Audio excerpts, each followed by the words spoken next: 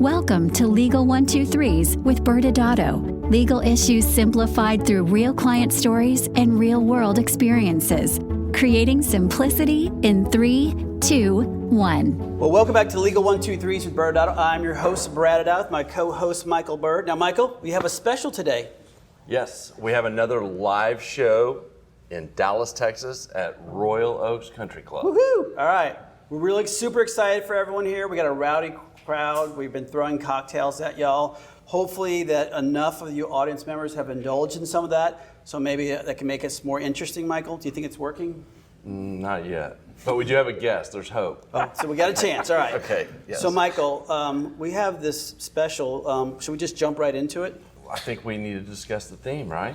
Oh. For the season? Yeah, you think, well, we have a guest here who's a highly trained professional CIA analyst, and we're going to ask him discuss just one season of business?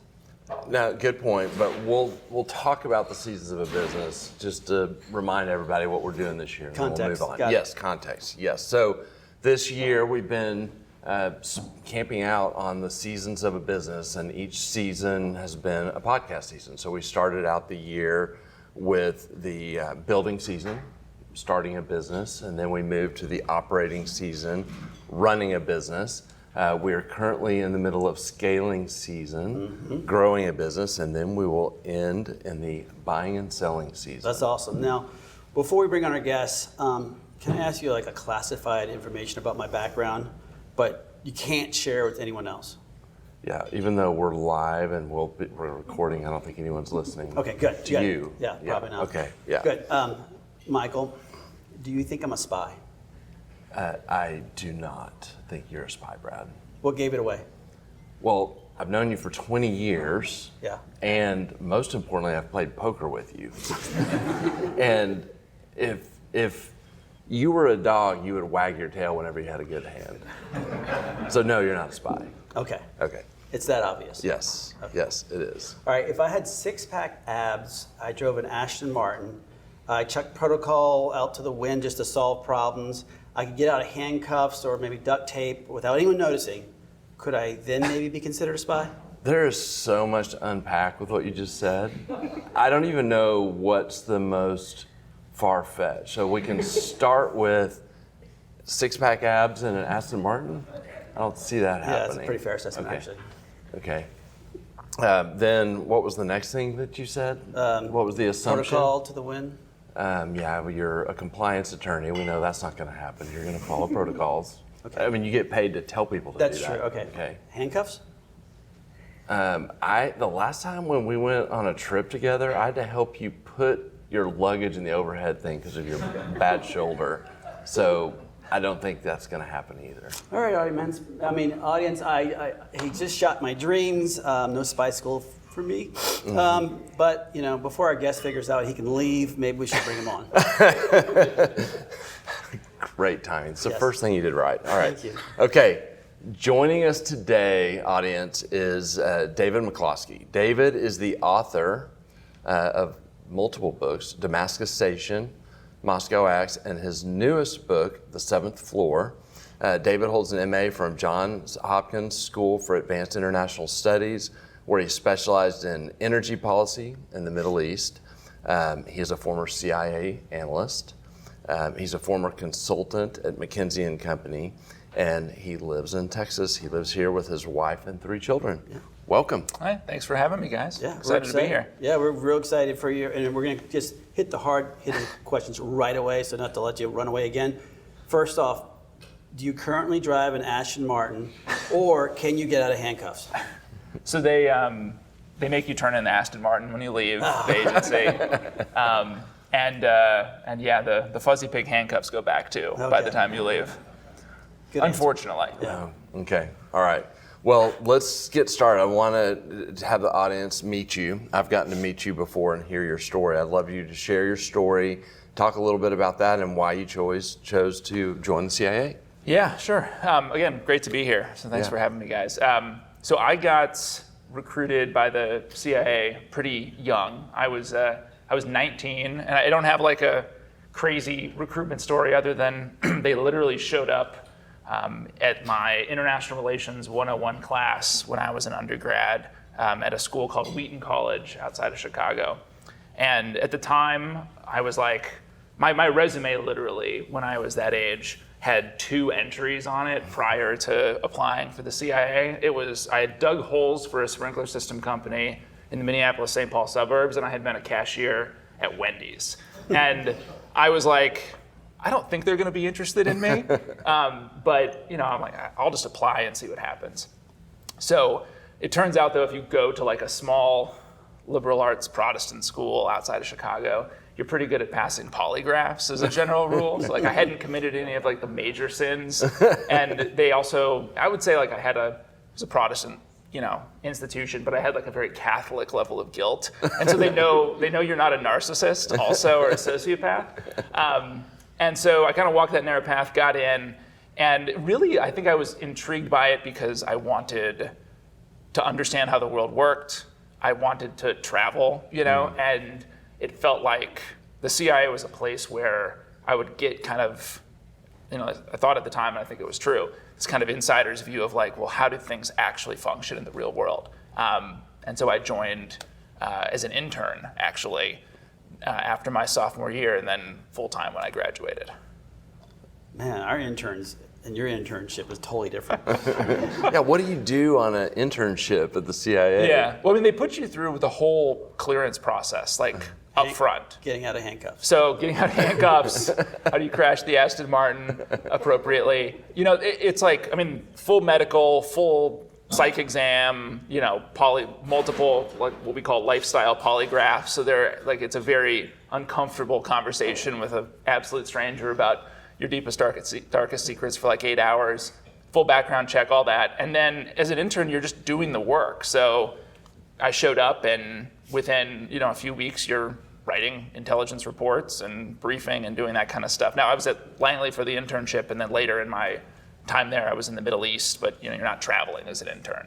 But it's like a full thing. Yeah. Well, talk real fast. I just kind of context guy here. For the audience that doesn't know much about the CIA, talk a little bit about what its purpose is and what it does, and kind of how you fit in there. Yeah, sure.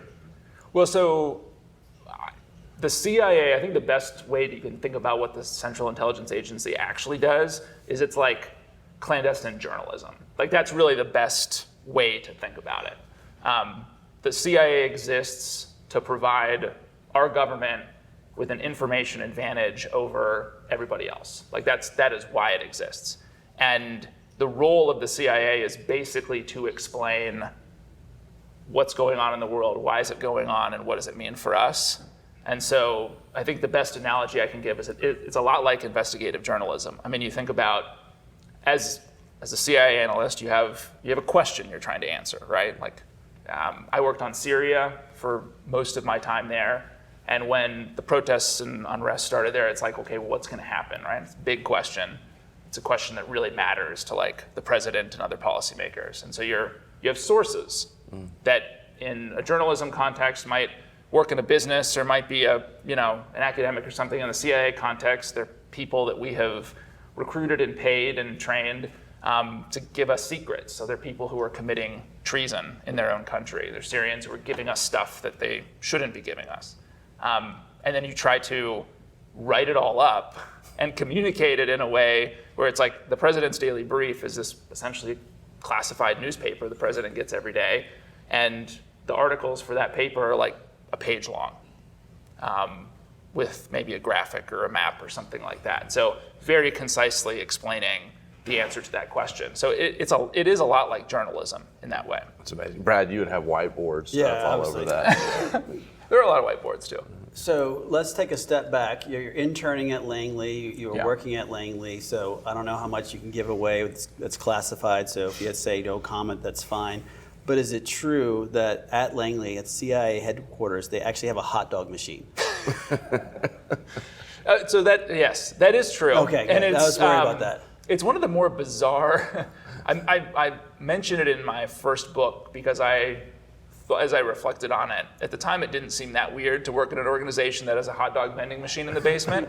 But in retrospect, it's kind of strange. And it is I actually think it's been retired since.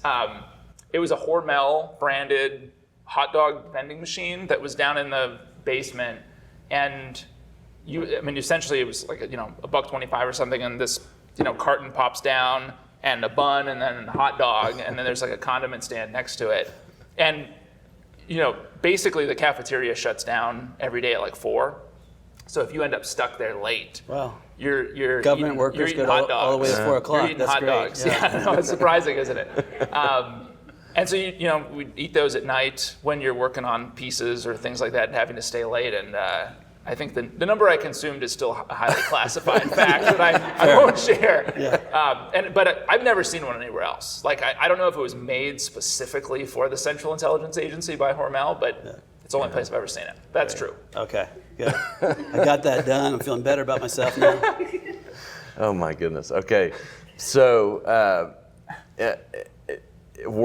can you talk about where you mentioned a minute ago you were stationed overseas? Talk a little bit about that. Yeah, so I did a couple years at Langley, and then in 2010 I had been working on Syria the whole time I was there. And so I went to Damascus and lived there, really up until the unrest started, and then we had to leave. But I did a lot of living in Damascus, but then did a lot of travel, sometimes for months, sometimes for weeks, sometimes for days around the region. Saudi, Emirates, Jordan, Turkey, Israel, everywhere. And it was a really incredible way to kind of peak. It's very interesting to work on these topics, and then you're reading the intelligence and you're meeting with a lot of the people who are involved in sort of making the policy or whatever, and then you're reading the press about what's going on. And I think for me that kind of scratched that itch that I had when I was in college. Like what's actually happening? You kind of see it, and you can see where the press get things right, or where they miss things, where things are totally wrong. It's a very intoxicating kind of feeling. Yeah. Yeah. So we've established. Not the way you think of intoxicating. I heard intoxicating. So we established the fact that in your training you learned how to jump out of planes and drive fast cars and wear fancy clothes, obviously.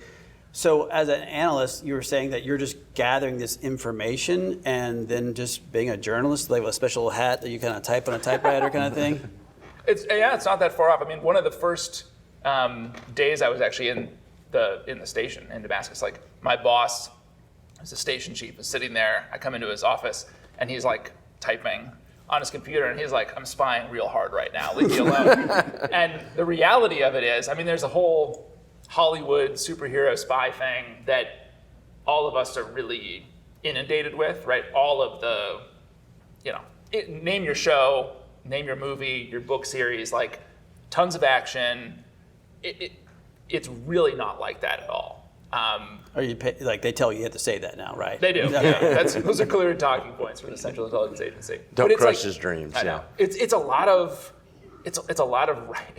writing. Like spying is a lot at the end of the day. A lot of waiting and a lot of writing. So lawyers could be spies. We're basically CIA. Exactly. Basically spies. It's amazing. Yes. And it is intoxicating. It is. It is. Yes. 3 check marks there. Well, I think the next, I guess getting more serious then is you were talking about these things that you put together from your meeting with, I guess, President AIDS or the president himself. Talk about the process you would go through when you're trying to brief your colleagues or try to go through the process of actually briefing or taking all that information from the different people that you're speaking with and trying to break that down. How difficult is that, and what's your process? Yeah. Well, it's very difficult because you're dealing with, you think about the sources you're looking at to answer those questions. Some of them are terrible and you don't know it. Some of them are terrible and you know it. You often have massive gaps in the picture, right? You don't have all the information that you would really want because you're trying to steal this information from another government or organization. They do not want you or anyone to have it, so they're hiding things.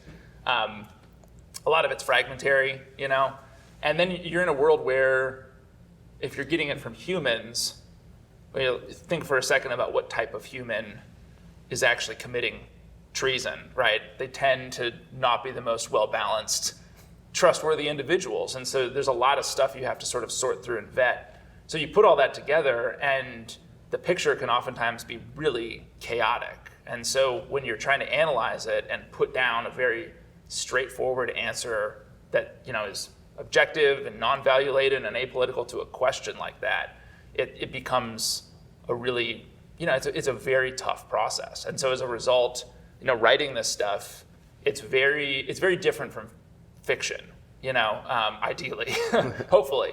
Like, you're fighting over individual words, you're coming up with probabilistic language that makes sense to, the president, right?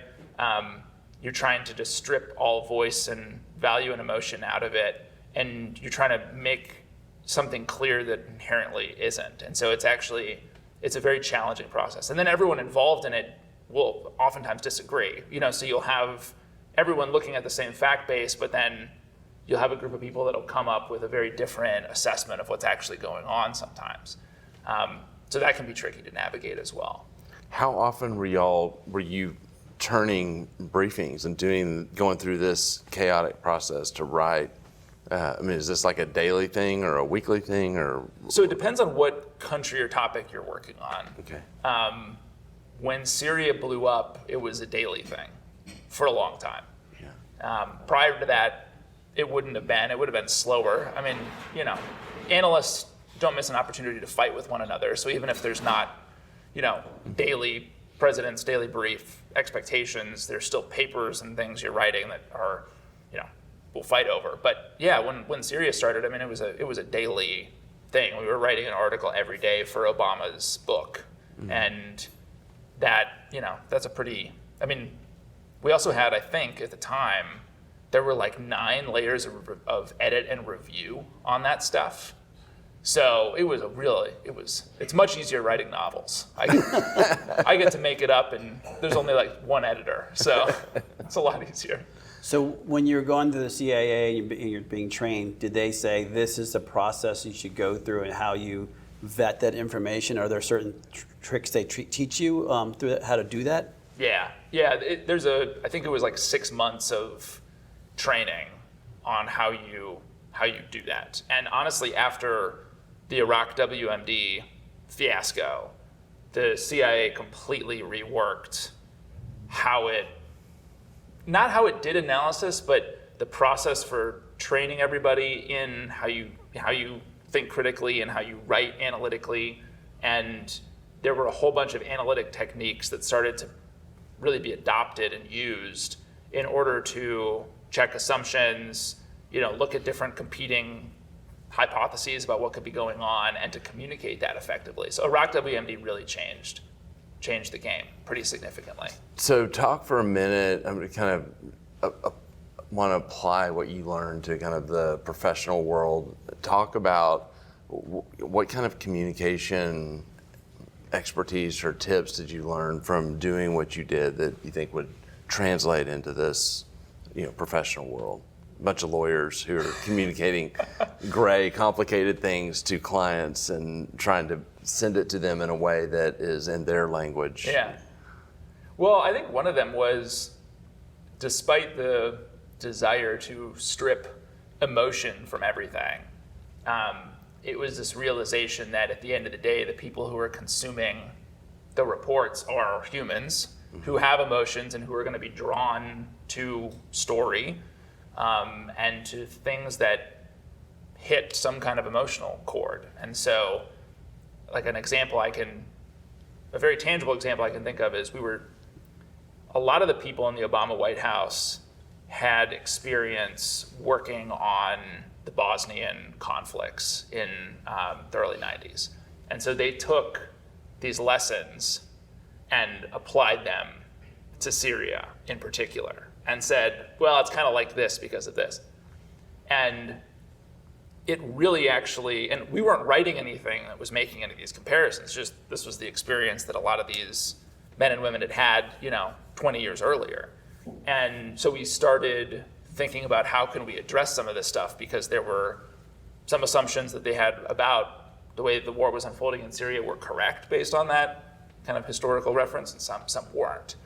And we ended up writing a paper that did that comparison and actually specifically used some of these pretty awful, but historical events that had happened in those conflicts as the comparison point, because we knew that some of these policymakers had been directly involved in them. And so I think even with the desire to kind of make these products really cold and analytical, there's always emotion involved in the decision-making process and in how you absorb the information. And I think some of the stuff that we wrote that dealt with that directly or indirectly were some of the products that had the most impact on, the administration's thinking on the war.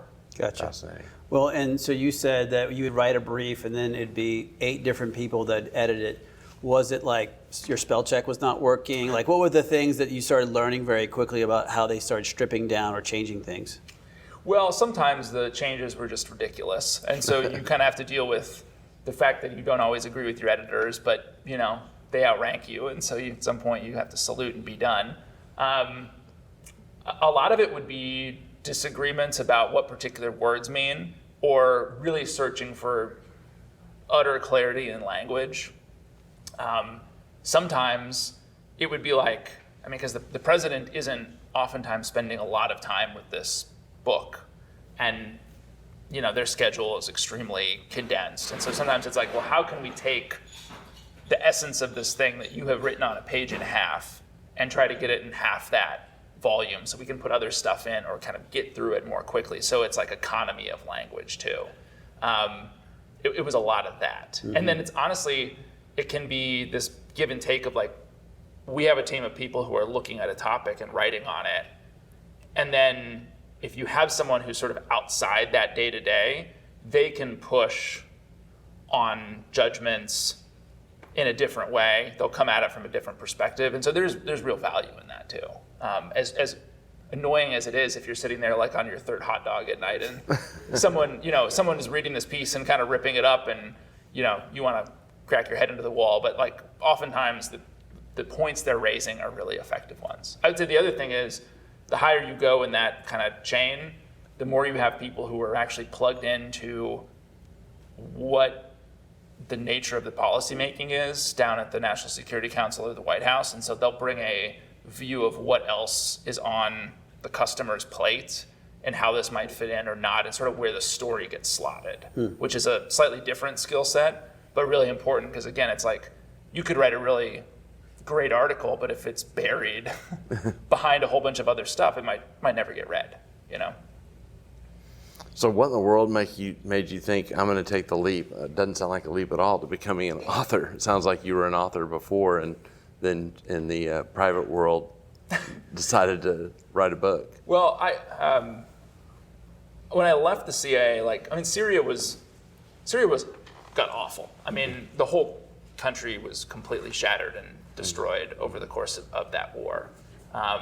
Hundreds of thousands of people were killed. Half the population ended up being displaced internally or fleeing. It basically broke down into a kind of system of warlords that had completely wrecked this place. And that was a pretty affecting experience for me emotionally, having lived there and befriended tons of Syrians and just kind of lived through it. It was awful. And when I left, I had, I think, a desire to kind of process that in a way. And so I started writing, and I had no intention that it would become like a novel or anything. It was just, I'm trying to work through some stuff in my head. And so I just started to kind of write it down. And, I took this consulting job here in Dallas, which did not allow for a side hustle as a writer. And so for a long time, I kind of put that aside and didn't write anything, turned my fiction skills to making PowerPoints for a consulting firm. But then 5 years ago, I had the opportunity to take some time off and kind of reset. And I went back to that writing and thought, I'm going to try to make something out of this and just kind of see what happens. And the first book, Damascus Station, came out of that. So yeah, let's go to that first book. It's obviously about for those who don't know, it's about Syria and the civil war that was going on there. The inspiration sounds like it came from the fact that you were living there, but what additional research or other things did you do to really tie yourself back into the environment that was happening in Syria? Yeah. Well, yeah, I did have a lot of it in my head. I had to go back and old colleagues and friends, like just honestly a lot of getting on calls with people and asking them to kind of tell me stories about what they remembered. A lot of research of like going back into things that, I had read 5 or 6 years earlier and kind of rereading it with the purpose of coming up with the world of the novel. But the biggest thing was transitioning from I think a writing mindset that I'm an analytical writer that's trying to get all of these details like very, very right, and I'm trying to render Syria accurately, and all that stuff is true. But at the end of the day, I'm trying to tell a story that you don't want to pull yourself away from.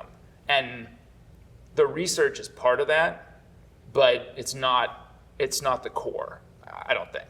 Yeah. So it was like, how do I assemble enough authenticity around the setting or the CIA tradecraft or whatever that the research kind of, it feeds that, but allow the story to run its course in a way that, keeps people from, engaging with their families at home because they're trying to read it, or they stay up too late. Like, that's what you're going for as a writer, is like that page turning, story fails if it's not consumed, right? So that's what I'm after. Were you surprised at how easily, or how you were able to become a fiction writer? Like, is that, did you know you had that skill set? No, because I don't have any creative writing background. I'd never done it before. I don't know. I guess maybe I just like making shit up. Have you met Brad? That's 90% of what I do. Not 100. I think it for me, it was, there was never this thing of like looking back and saying, oh, when I was 8 or 9, I knew I wanted to do this. Yeah. But that period, like right after I left the CIA, when I was writing that stuff down, I would go and I would sit, and sometimes I'd be at like a coffee shop for the most part. And I would sit down, I would start writing. And then it'd be one of those things where you kind of look up and it's like, well, 4 hours have passed. Where did that time go? And it's this flow state.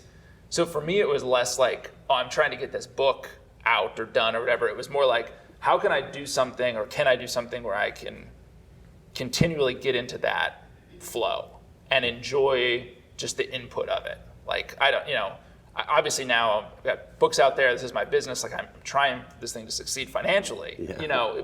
That is in my mind, but the core of it every day is like getting back to that.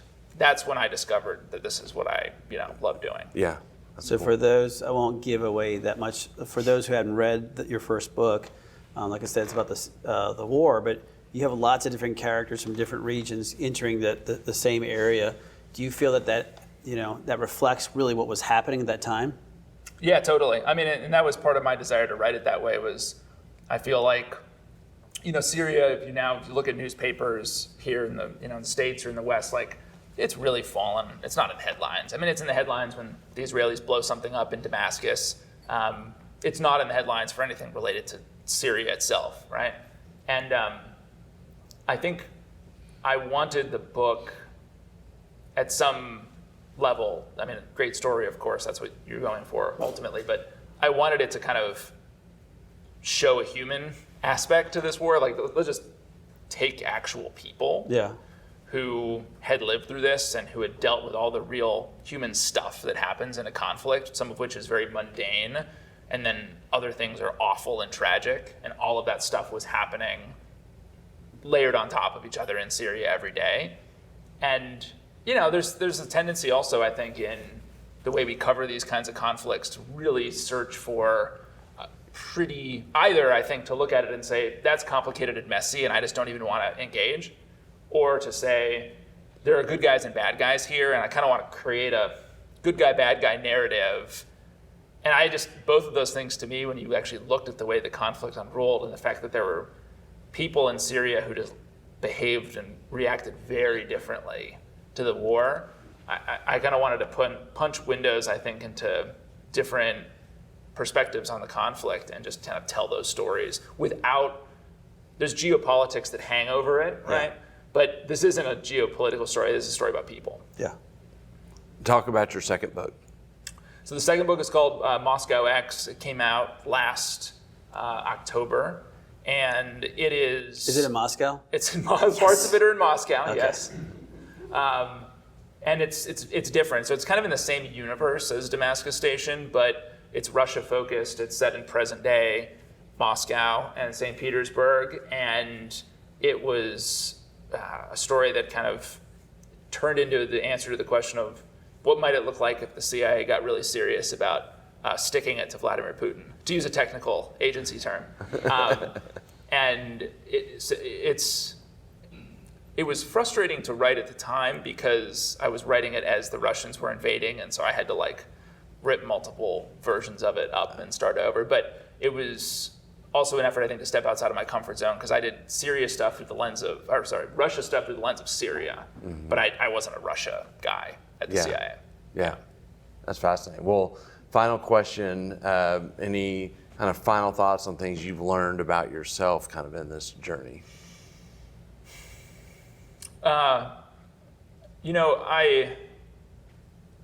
I find it to be, I think every day, and this was kind of the case as a consultant and working at the CIA too, like there are different aspects of this, but with writing, there really are like, every day is a three-legged stool of like fear, joy, and self-loathing.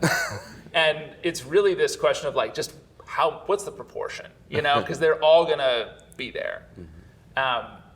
The like blank page, or the idea of having to sit down and really manufacture sometimes a story out of nothing can be really, really daunting. And I think the other thing I would say is I have come more and more to the conclusion that like, and this will sound kind of weird, but when I was writing at the CIA or at McKinsey, it always felt like I was analyzing something in kind of a very dispassionate way, right? With the fiction, when you start to write it, it honestly doesn't feel, when you're really in that flow state, it doesn't feel like it's coming from you. It feels like you're channeling something else, and it feels like the story has always existed. You are just finding it. And so there's this very interesting feeling of like an archaeological dig almost, of like, this thing exists, I'm just digging here, and maybe there's nothing interesting, and then I dig here and I find something, and then you sort of dig this whole thing up over the course of the writing process. But it starts to feel like the characters actually are real, and the story is real, which is it's a very cool feeling when you find that. Yeah. Because it has a sense of like, this thing has always existed. I'm just the one who's kind of, communicating it to the world, which is kind of, I realize it sounds kind of mystical, but it's a very kind of profound and powerful feeling when you find it. That's cool. Well, this has been amazing. We are going to take a break for a commercial, and then on the other side, we will take some questions from the audience. Sounds great. Many business owners use legal counsel as a last resort rather than as a proactive tool that can further their success. Why? For most, it's the fear of unknown legal costs. ByrdAdatto's Access Plus program makes it possible for you to get the ongoing legal assistance you need for one predictable monthly fee. That gives you unlimited phone and email access to the legal team, so you can receive feedback on legal concerns as they arise. Access Plus, a smarter, simpler way to access legal services. Find out more. Visit ByrdAdatto.com today. Well, welcome back to Legal 123s with ByrdAdatto. I'm your host, Brad Douth, my co-host, Michael Byrd. Now, Michael, we're still here with our live audience at Royal Oak Country Club, and our special guest, David, has not run out yet, so we still got him here. I think we handcuffed him to the chair. Now, at this time, because we have this audience, about 200,000 or 300,000 people here, I think it's time to really start getting some questions from the audience, and so raise your hand if you got one. So you were talking about how you had to, most of your information was coming from these sources that were there. I'm sure a lot of this is confidential, but how were you interfacing with them most often? I'm assuming it's not face-to-face every time. So like, what's the way in which you're both giving and receiving information from these people generally? Yeah, let me think about how I can answer that. So yes, as you can imagine, and as the question implies, like, that person shouldn't be talking to us. And so meeting with them face-to-face is kind of a complicated thing. A lot of the spycraft in the novels kind of centers on this point, because there is a whole system of tradecraft that has been developed over the last century for how do you meet with somebody in a way, in an environment that's extremely hostile, whether it's Syria, Russia, China, whatever.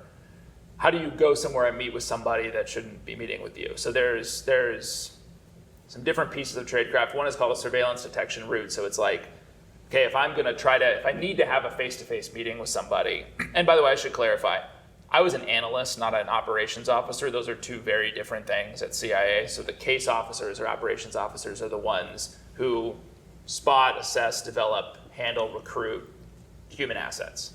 That's not me, but I've lived with them in the wild for a long time, so I can recite some of them. So you say. So I say, exactly. So the surveillance detection route is like, it's in Syria, these could be 12 hours.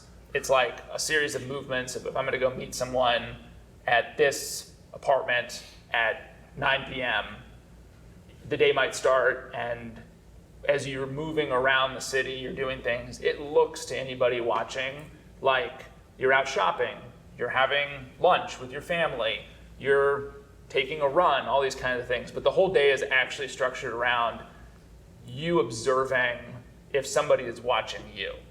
And you're moving around very intentionally to spot that, not so that you can like lose the surveillance, right? Because that's the Hollywood version of this is like surveillance is spotted and you're kind of like, you're trying to lose them.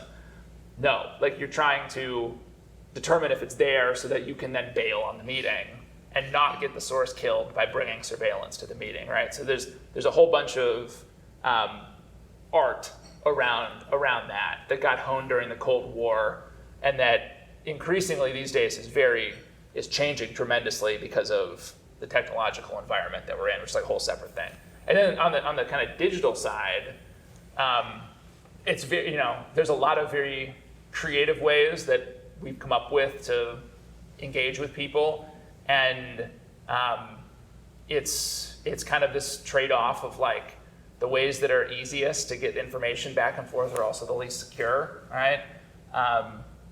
It's a complicated question, and it's very different for every source and every situation. Do we have other questions? Just come up front, please. So being over there, it's probably a difficult and complicated environment. How did you find normalcy and kind of your experiences over there, or spots of happiness over there? Well, it mostly wasn't very normal, and it was hard to find it. There was a relatively large American community at the embassy there, and you spend a lot of your time, kind of your social time with them to keep it feeling kind of normal.